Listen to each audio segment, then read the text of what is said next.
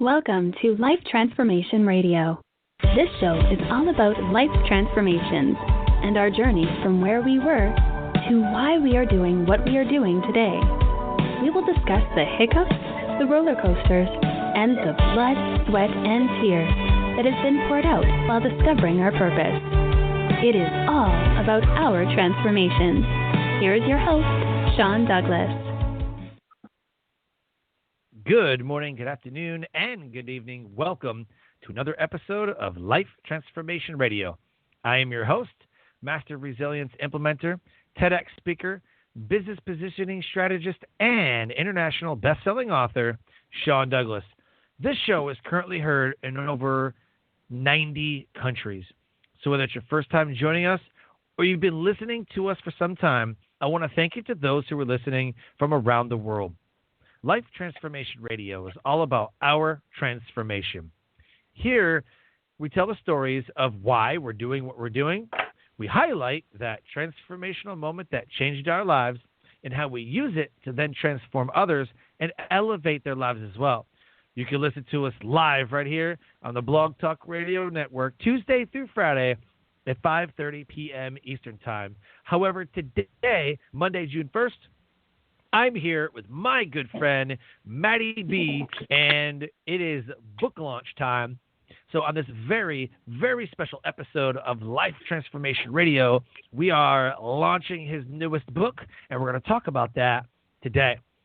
You can subscribe, rate, and review the show on Apple Podcasts, Stitcher, Spreaker, Spotify, TuneIn, Player FM, Radio Public, Overcast, Castbox, the Himalaya app, the Google Play Music app, Pandora, and you can subscribe to us on our YouTube channel at Life Transformation Radio. On the show, my guests are entrepreneurs, speakers, business owners, coaches, podcasters, authors, amazing people who are impacting everyone around them. And my guest today has done exactly that. If you have any questions for any of the guests during our live show, go ahead and give us a call at 657-383-1109.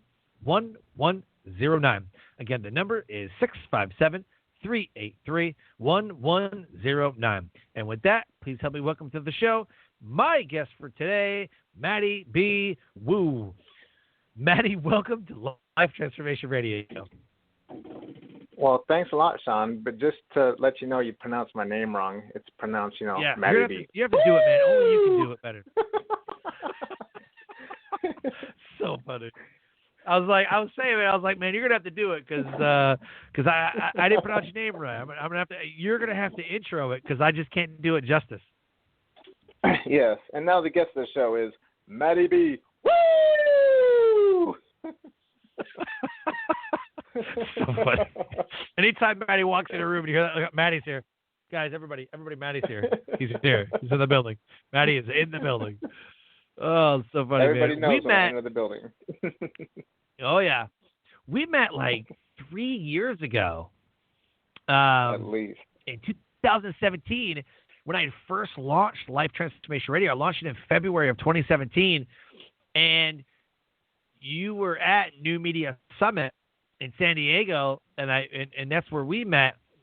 And, man, talk about bringing the house down. I mean, the way that you tell your story and the way that you interact with people, I mean, you keep energy going, and you have a life of you that is just very intoxicating energy that is, man, transcendent, man.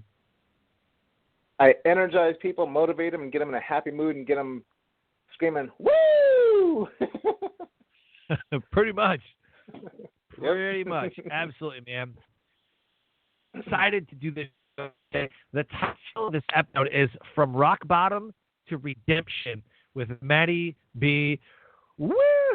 It's so funny. I can't do it, Good man. try. Good try. Matty B WOOOO is a self-educated physical fitness and life-changing nutrition mentor who, by sheer determination and self-discipline, stepped off the FUBAR CROSSROAD to a journey of self-discovery and redemption. After surviving a life-threatening head-on accident with a drunk driver that left him in a coma, partially paralyzed, and in excruciating pain, he has come back better than ever through positive thinking and healthy living. His remarkable story proves that everything happens for a reason, and how you react to life's up and downs makes all the difference in the world. Through his ordeal, Matty learned that it is incredibly difficult to wrench yourself from the FUBAR CROSSROAD and travel a path to recovery on your own. As he spent years climbing over annoying speed bumps, learning how to change his life to become the person he had always dreamed about. His journey would have been much easier with a coach or a mentor who could relate to his challenges. If you want to change your life, or if you're in the process of changing your life, Matty B can help you with the anxiety and the frustration you may be experiencing. He'll help you guide you along on a journey to fulfilling your dreams and becoming the person you have always wanted to be. His website is Matty B WOOOO with 4 O's, MattyBWOOOO.com. His Facebook and hit the Facebook group FUBAR CROSSROAD, and the Amazon link to purchase his newest book, FUBAR CROSSROAD, From Rock Bottom to Redemption, is right there in the show notes. Send him a Facebook friend request, letting him know that you listened to his episode of Life Transformation Radio. Matty, the first question I have to ask, and I believe is the most important question you could ever ask yourself, is why? So why do you do what you do? Because my life in the crapper.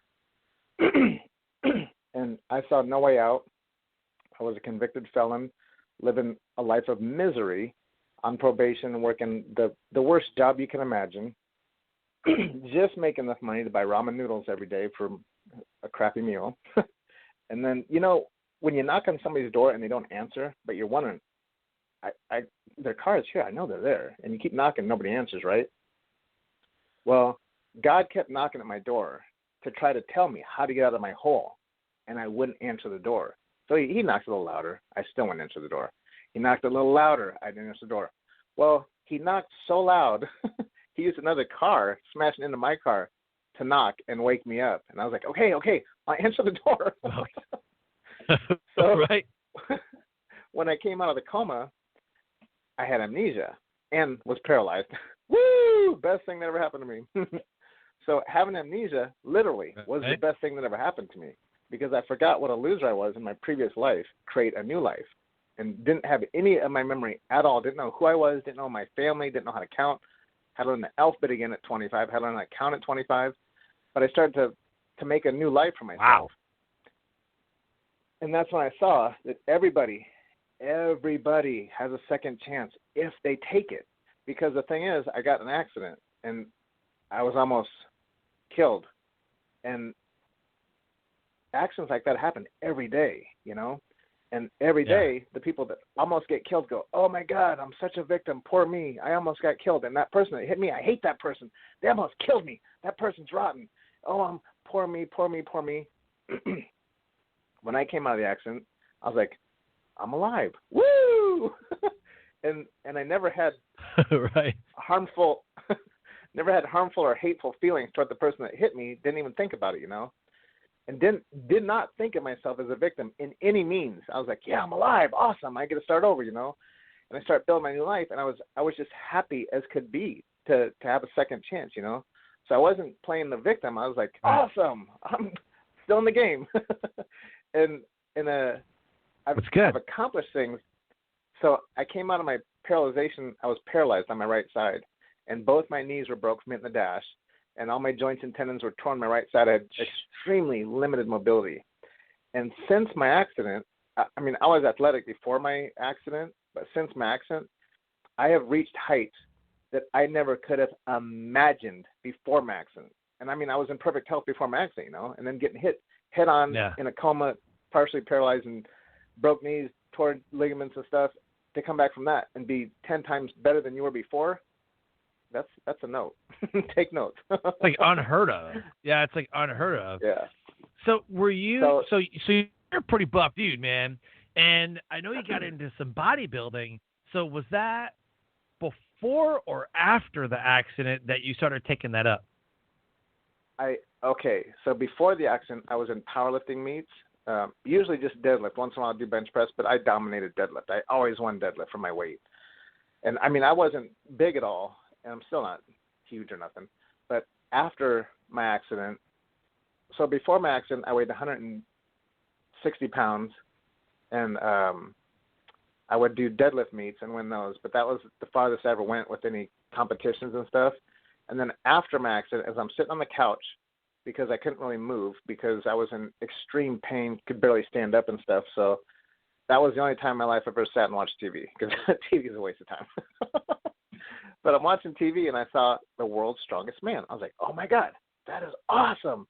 And it started to create passion in my head, like, oh my God, that's so cool. I wish I could be like those guys. And then finally I could go back to the gym. But I mean, my workouts were extremely limited. I could barely move and stuff. And then as I started to gain strength and started to get better movement and stuff, watching TV saying, oh my God, those guys are my heroes. I wish I could be like them, became, oh my God, those guys are awesome. I want to be on that show.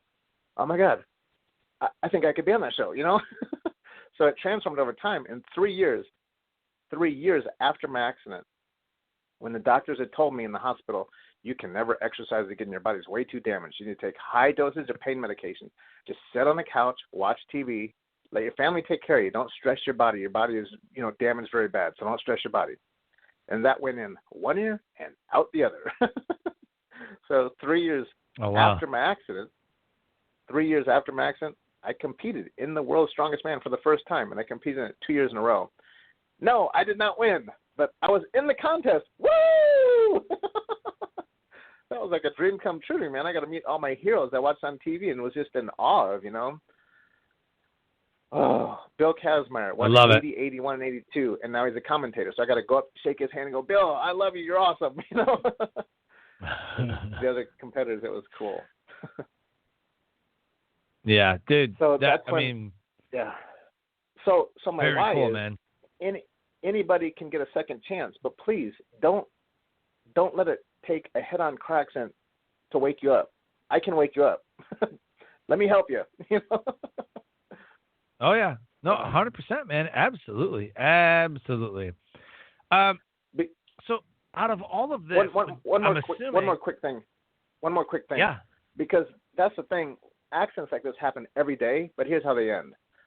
Me, the victim, goes, oh, I'm a victim, poor me, and they sit on the couch for the rest of their lives, let their family take care of them, and their life is over. And then they say how much they hate the person that hit them. And they never talk to that person because they hate them, and, oh, that person's so bad. And, oh, poor me, and they, play the victim role. Sure. And that is what happens in almost every case every day. So I want to teach people that you don't have to go that route, because I didn't take the victim route. And 18 years later, this accident happened in 5 miles from my grandparents' farm, which is where I was driving to in that night. And this is the big city by their farm was 3,000 people, where everybody knows everybody, and they know what everybody had for breakfast that day. And the lady that hit me moved there after I had moved away, after I got out of high school and moved away. So I never met her, but everybody in the town knew her, except me. So 18 years later, I was talking to somebody at an event, and, you meet somebody new and you tell them your 60-second life story, and, oh, I got in an accident, I was almost killed, blah, blah. And they go, wow, you must hate that person that hit you. I said it was a drunk driver and stuff. I just stopped and looked at him and was just like thinking, I'm like, wow, I've never thought about that before, but I don't hate them. In fact, I not only don't hate them, I should be grateful to them, because my life sucked before my accident, and since my accident, my life is awesome. So, wow, I'm going to go find that person and thank them for changing my life, So I got a thanking of you card, tracked them down, and found them. They lived on a farm, too, outside of town a couple miles. So I drive out to their farm in December, about 7 o'clock at night, so it was dark out, go down their gravel driveway, down a gravel road, go down their gravel driveway, and all the lights are off, and there's piles of snow everywhere because it was in Iowa. And I can't find the sidewalk because it's under snow. And I don't want to walk in somebody's garage, So I'm walking around, I see a sliding glass door. That's their dining room. So I knock on that, and it looks like the lights are off. So nobody's home. I probably missed them. Darn. So I'm getting ready to leave, and all of a sudden somebody peeks out the window, and they point to the garage door. So I go to the garage door. They meet me there, and she says, hello? And I go, are you Wendy Reams? And she goes, yeah. I go, oh, we had a little run-in a while back? She goes, I don't recall. And I go, oh, yeah, probably not, because it was like 18 years ago on Highway 63. Her face immediately went white, and she started, like, shaking because she probably thought I was there to, like, finish her off or something, you know? And I go, no, wait, I got something for you. So I reached in my coat and get the card out, and it was a thinking of you card. And on the inside, it said, thank you dramatically for fixing my life when I was too stupid to know it needed fixing. And she looked at me with the most bizarre look, and she's like, do you want to come inside? I was like, oh, yeah, sure. So we walk inside, and she says, look, I just want to let you know I feel so bad for what I did to you. Oh, my God, I apologize, and blah, blah. Like, wait, stop. I'm not here for an apology. I'm here to tell you thank you from the bottom of my heart, because that changed my life for the better. Like, you can't even imagine how much my life improved. And she looked at me again with the most, like, this guy's crazy. And she goes, wow. She goes, since the accident, I've had the biggest chip on my, block on my shoulder, you know, weight on my shoulder. Right. You just knocked that off my shoulder. So when you get my book, one of the pictures, the last picture in the book, is me with her, because I said, oh, she had a daughter come out, which I didn't know she had. And her daughter, I go, hey, can you take our picture? So her daughter took a picture of us standing side by side. And then all of a sudden, I got a great idea, because I get great ideas all the time. I got a great idea. Hold on. So I leaned down and put my hand, like, behind her knees, the crease, and picked her up with one arm on my shoulder. And I go, okay, take another picture. So I flexed with my other arm, and I'm holding her on my shoulder with one arm and took a picture. That's the picture in the book. So you can see that if you read the book. And I say she's my guardian angel, and sometimes I have to hold her up because she's really tired from working all day. So she can see over me. And so my point is, most people that are in my situation play the victim role for the rest of their lives, don't try to do anything with their life, and then they don't like that person. When I go home for Christmas every year, I go to her house and say hi to her and her family and wish them a Merry Christmas and visit with them for a minute, because, I mean, they're my friends now. I'm friends with them on Facebook. And, okay, let me back up one more second. She was in a very abusive marriage, and she had 2 small kids, so she didn't want to leave, you know. So her escape was she would get drunk in a different town and then drive home and pass out. I met her on the way home. Oh, wow. and then her husband. Oh, you definitely met her on the way home, that's for sure. Oh, yeah. So her husband divorced her, and she got remarried.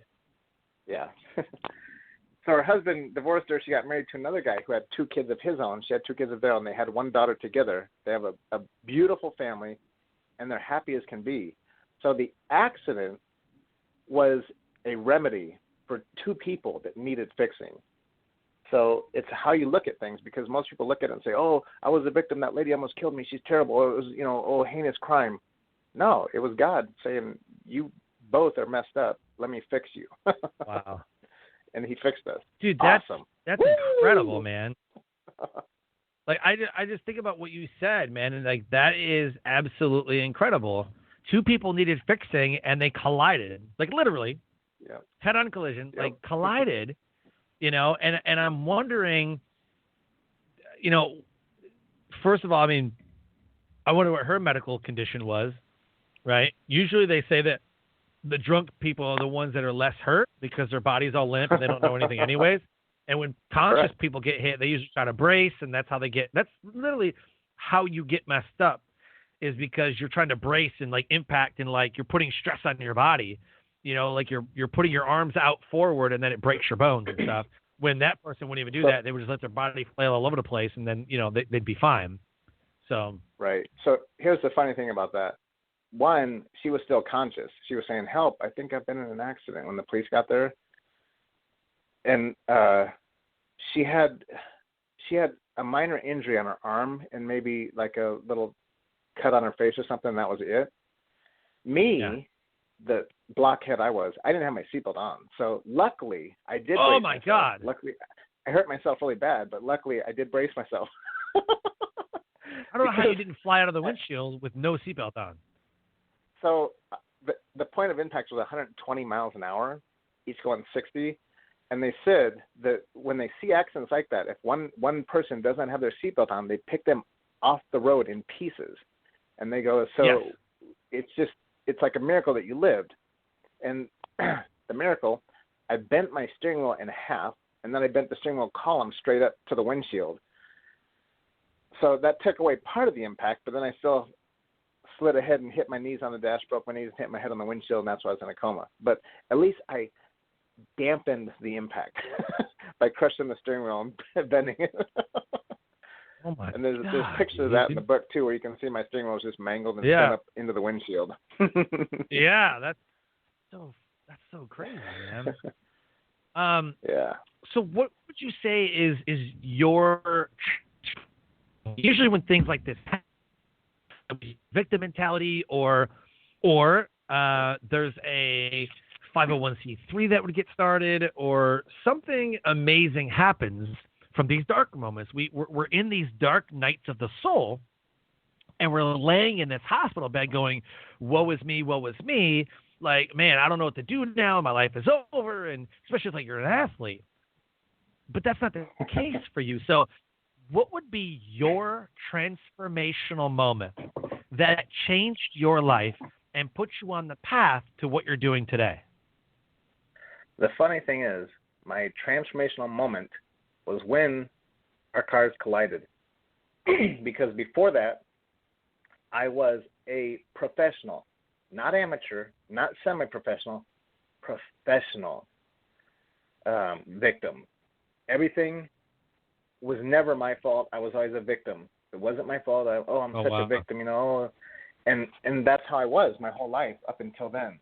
And then after my accident, I woke up in the hospital, and I thought I was in heaven because everything was white. And all of a sudden, these ladies walk in all dressed in white. Those are the angels, I guess. And then the doctor walked in, and, okay, this gets kind of funny because my life, what it was before my accident, like I said, I was a convicted felon, and I had a very bad lifestyle.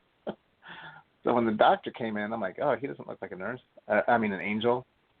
Oh, okay. So I was paralyzed on my right side. So they had my left side tied to the bed so that I couldn't wake up because I was in a coma, but they didn't want me coming out of my coma and trying to get out of bed and falling on my head or something, you know, because I was paralyzed on one side. So they tied my side that wasn't paralyzed to the bed. So when I woke up, I thought I was handcuffed to the bed, and I thought I was in jail. So when the doctor came in, I thought he was the warden. And, yeah, my mind works in weird ways.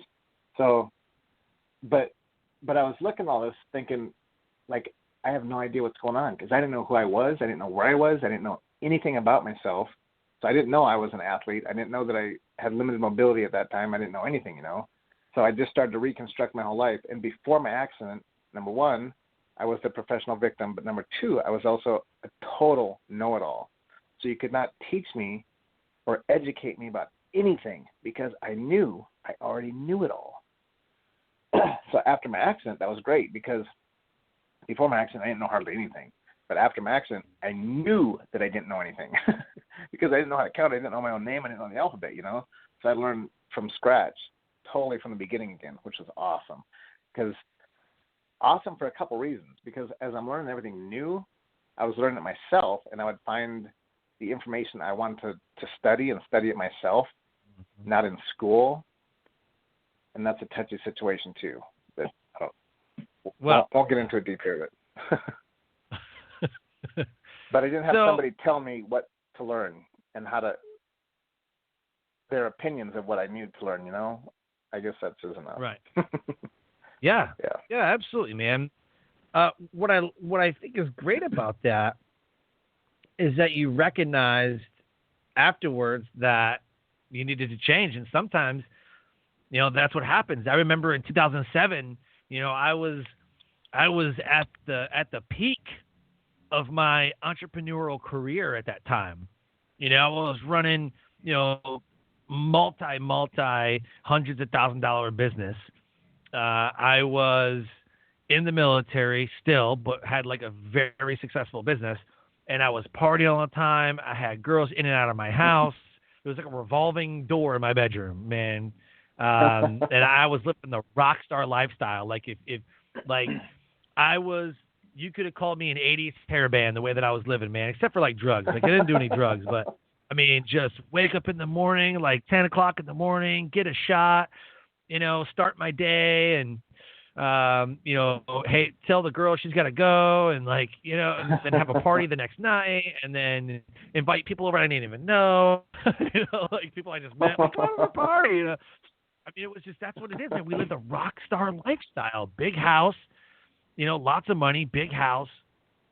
And I thought that was it. Like, this is the life I'm living, And then my house burned down. I had a huge party on St. Patrick's Day, and my house burned down. It was in that moment of the humbleness, if you will, that I lost everything. I lost the boat, was in the garage. I had a huge garage with a boat in it. The house collapsed onto the boat, burnt up the boat. So I lost the boat, lost the house. It was just, it was so bad. And as I'm living in a hotel for a week with $1,000 to my name, because now I have to like pay up all this money and like literally had like $1,000 to my name now. Business partners were like, dude, you're done. Like you're out of here. So they like bought me out of the company but I'm sitting here with like $1,000 in this hotel room. Like, what the hell am I going to do with my life? Well, after, of course, they bought me out and everything. I started getting my life kind of figured out. Time to really do something, so I got an apartment, something small, saved a ton of money. I met my wife, who is my wife now. But I don't know, man. It's like out of these tragedies and out of these dark moments breathes this new life. Like it almost takes that jolt, because somebody doesn't wake up and go, you know what? I'm not living a good life. Maybe I should change. Like, I don't know anybody that does that. I don't know anybody who's doing that. Yep. One really awesome thing that happened was when I got hit so hard, it broke my victim personality. It shattered it. Oh, Jesus. You're funny. He's gone. Yeah, right. So let's talk about your book, man. You got so today it's on pre-order. It launches tomorrow. So talk about your book, man, and what that was like. So the book took me a really long time, to write, and it was,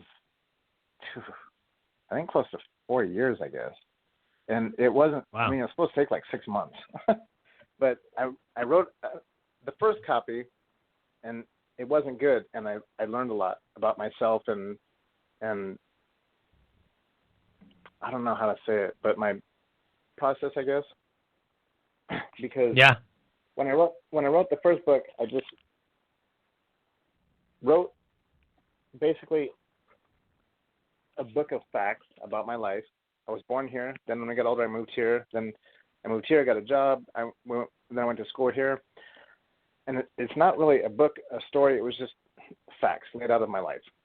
And I also put some not so nice facts in there.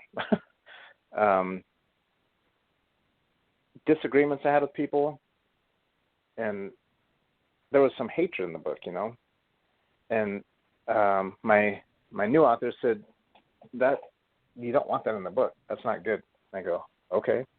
So he helped me write it, and we had a lot of discussions about how it should go and disagreements and back and forth. So that's why it took so long to get the second copy wrote. But the second copy is freaking awesome, because when he read the first 2 pages to me, I'm not a crybaby by any means, but okay, I had a tear or two in my eye. I'm thinking, oh my God, this is a great story. I can't wait to see how it ends. I'm like, oh my God, this is my life. I know how this ends. What the hell? But it just hurt me that good. And I'm like, from the very beginning, I was like, oh my God, this is incredible, because he interviewed me, my mother, my grandmother, my uncles, my friends from high school, my friends from grade school, friends I've met out of high school, bosses. I mean, everybody. So he knew more about me than I knew about myself. And I remembered a lot of the events, but then I blocked them out of my mind because they were very, very bad, Like, I don't want to remember that life, because that life was horrible. So when I was reading the book, it brought those memories back to the front of my head, and I was like, oh my God. And it brought back like heavy emotions, to say the least. And the book is it's a gripper. Good luck putting it down.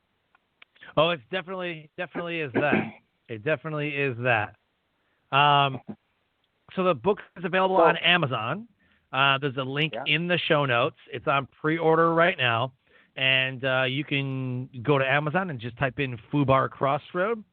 You can pre-order the ebook, which is 99 cents for the next 6 days, and then the paperback book is also going to drop tomorrow or the next day. So that's available. Then there will be an go get the book. There will be an audio. I was going to say there is an audio version book, I think. Really soon too. Yeah, I just haven't got it loaded yet, but it'll be really soon. So when you're reading the book, you know, it tells my story of my life, and you can see in the beginning, my name was Matty B WOOOO. And then at the end, Matty B WOOOO. Golly. You're so funny. So I want to talk about what you've been able to do after. How have you elevated the world around you? So you're in a coma for 10 days. So you had to learn how to talk, learn how to walk, right? Yeah. Take us through what you've been able to accomplish after the accident. So, have you seen the movie 50 First Dates? Yeah. I was the co-star of that movie because I had no long-term memory. So I would wake up, and then the next day when I woke up, they'd be like, "So what did you do yesterday?" I'm like, "I don't know. That's my guess." And I mean, had no memory of the previous day, even, you know, much less my life. And this went on for months and months. And then they told me that I had to have a notebook and I had to write everything down that I needed, you know, to remember for the next day and stuff, pertinent events, because my long-term memory was gone forever and it wasn't coming back, and I had to learn how to cope with that. And I was like, no, I don't, because it's going to come back. And like, no, we're doctors. It's been gone, you know, months, and we know when it's gone that long, it's gone for good. So you need to learn how to cope with this. I'm like, no, it's going to come back. And we got in a lot of arguments about that too. But eventually it did start to creep back, just real slow, just little bits and pieces. And the bits and pieces scared the crap out of me. Because when I saw my old life, I was like, oh, what a retard, man. Do not become that person again. Why would I ever... Oh, what was wrong with him? My God. So I go work the most disgusting job you could ever think of and get paid. I was making $1,200 a month gross, not net, gross. And had, you know, I was living in a little 10 by 50 foot unfinished trailer, no doors on the inside, no finished walls, just disgusting. And I barely had enough money for my lot rent and ramen noodles. And there you go. And so I'd come home when I wasn't working and sit on the couch and say, poor me, why me, God? What did I do, God? Poor me, please, why me? And whine and cry. And after my accident, I'm like, get up off your butt. That's all I had to do. Yeah. What were you thinking? What was wrong with you? Like, come on, let's go. And I've had extreme motivation after my accident, you know, and I want to conquer the world. This is awesome. I love being, you know, I didn't know anything. So I'm learning everything from scratch. I'm like, I can do anything I want to, because that's okay. So this is why it was so awesome being struck with amnesia, because when you're 4 to 6, what are you going to do when you grow up? You're going to be an astronaut, right? Or you're going to be a doctor, or you're going to be some other incredible. You're going to be a professional athlete or whatever. When you graduate from high school, what are you going to be?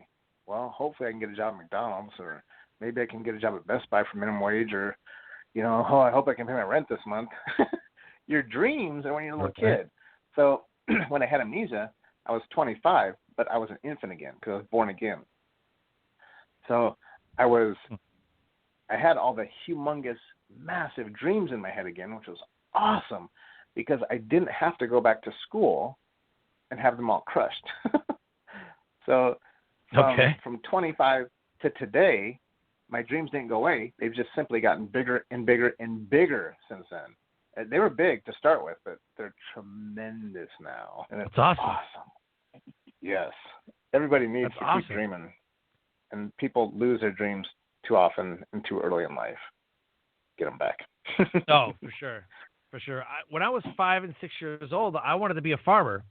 And I wanted to be a farmer so bad.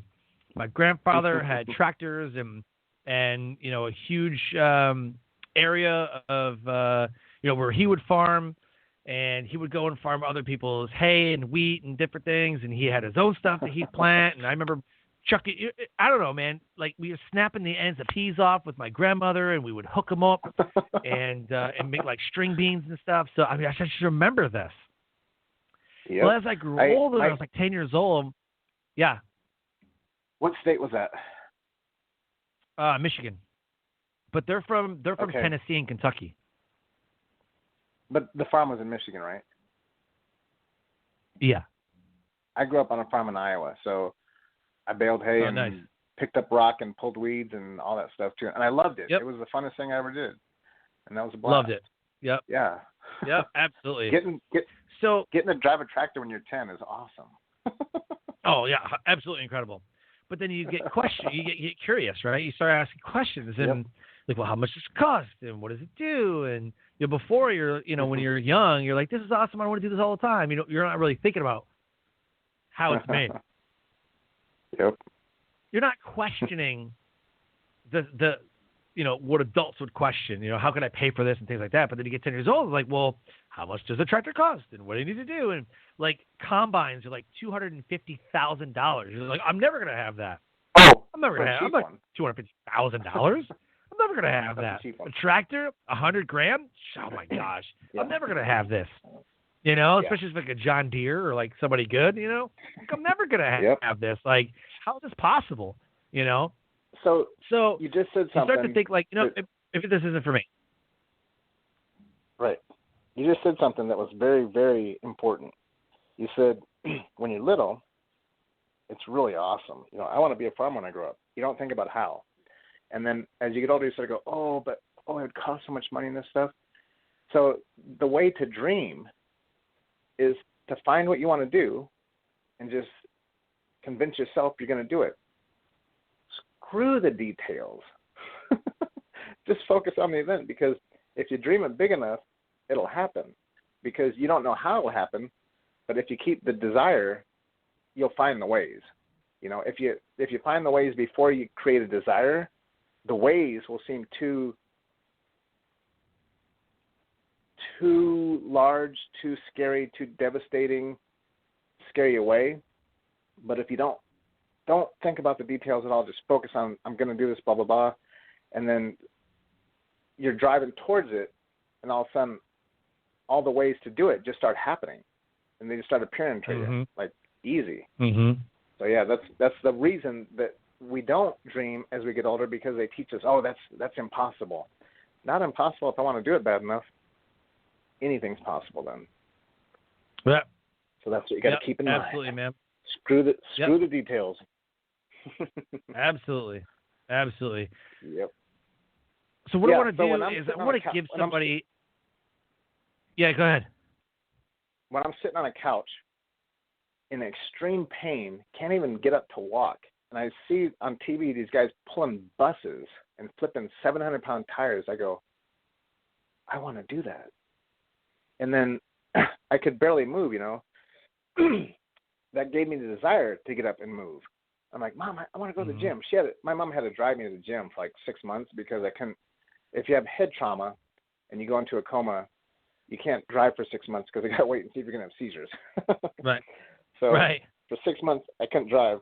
And plus, I couldn't function anyway. So my mom's driving me to the gym, and my workouts were extremely limited. I could barely do anything, you know. But I had that passion. I'm seeing those guys on TV. I'm like, I want to be like those guys. Man, those guys are awesome. So that gave me the drive. And so my workouts started to come along fast, because I started to crush through my weaknesses, because I had so much pain. And the doctors told me, you know, take this high dosage pain medication. But I wouldn't take the pain medication. I never took any medication. Oh, wow. So I dealt with the pain and just blocked it out. So then I'm going to the gym, and all of a sudden my strength starts coming along good and stuff. And then I'm seeing the TV and watching those guys on TV. So there was road construction where they're tearing up the road and putting new blacktop down or new pavement down, whatever. So I'm driving by, and there's huge chunks of concrete where they tore up the road in big piles and stuff. So I had a pickup truck, so I pulled over and got a 300-pound boulder and put it in my truck and took that home, and I would carry that because, they carry rocks in the contest. And then I had a friend that worked at Firestone, and we got a tire. When they have defective tires, they give them away to people for sandboxes and stuff. So we got a tire that we'd practice flipping. And then we got a harness to attach to trucks to pull. So I started doing all that stuff because I saw it on TV and started practicing like that. So had I watched, 90% of people watch the show, they're just enamored by the show. Like, oh, this show is awesome. Those guys are incredible. But I could never do that. Those guys are incredible, but I could never do that stuff they do. That's incredible. I was like, how do I do that? I want to do that. So I started doing it, And then eventually I got on the show. So it wasn't about seeing the show and saying, how could I get on that show? Oh, I could never do that, It's like, I want to be on that show. And then I just started to move forward, and it came about. I ended up being on the show. There you go. Yeah. All right. So as we close the show, where can people find you? Where can people get a hold of you? What's the best way to get in contact with you? Well, where they can find me is look for flat parking lots, because I'll be pulling my truck across the parking lot. And I made it on TV during the coronavirus because I was pulling my truck because the gyms were closed, and I got a TV station to come film me pulling my truck across the parking lot one night.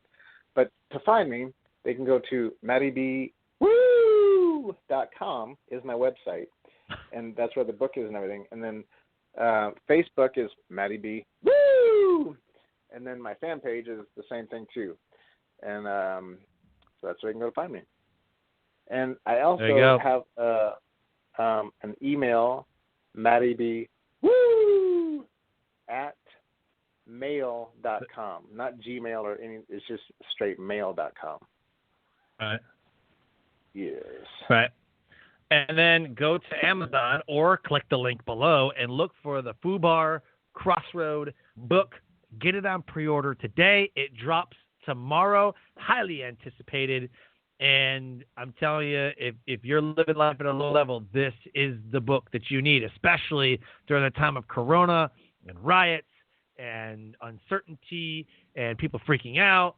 And this is the time, to get redemption and take control of your life. So go ahead and order FUBAR CROSSROAD on Amazon today, 99 cents for the ebook and $5 and some odd for the paperback. It's going to be absolutely incredible when the paperback drops here in the next day or two. So go ahead and get FUBAR CROSSROAD, gift it to your friends when it drops, but support Matty in his book launch. I'm telling you, it's an absolutely amazing story. So And when you read the book and you become very inspired, but you can't figure out how to get to the next level, that's when you contact Matty B, and I can come and be a speaker at your event and inspire everybody and show them the correct path to take. Woo! And it's not going to be $1 million yet. It's real cheap. I was just going to throw that out there. Like, what is the best way for them to get a hold of you to book you as a speaker for that event? But you beat me to it. So with that, I want to thank you for your time. Absolutely amazing, amazing content, amazing message that you have, brother. And I just wish you the best in your book launch. We've been working on this thing for over a month. Super pumped to be launching this book. And I just wish you the best for the rest of 2020. So if you ever see somebody walking around with sparkly shoes on with spikes coming out of them and a glitter suit coat, and you hear, woo! You're like, Matty B is here. That's it, man. Matty B, outstanding, man. Thank you so much again for being a guest in the show. Life Transformation Radio listeners, an amazing guest impacting the world around him. If anything's resonated with our conversation today, on Life Transformation Radio with myself and Matty B, please reach out to him and let him know that you listened to his episode of Life Transformation Radio, and go get his book, FUBAR CROSSROAD, From Rock Bottom to Redemption. Please connect with them. Let him know that you listened to his episode of Life Transformation Radio. And with that, I close the show by saying, live your brand. Find opportunities every day to live out the core values that you hold deep in your heart. And I call this living your brand. So until next episode, live a great life.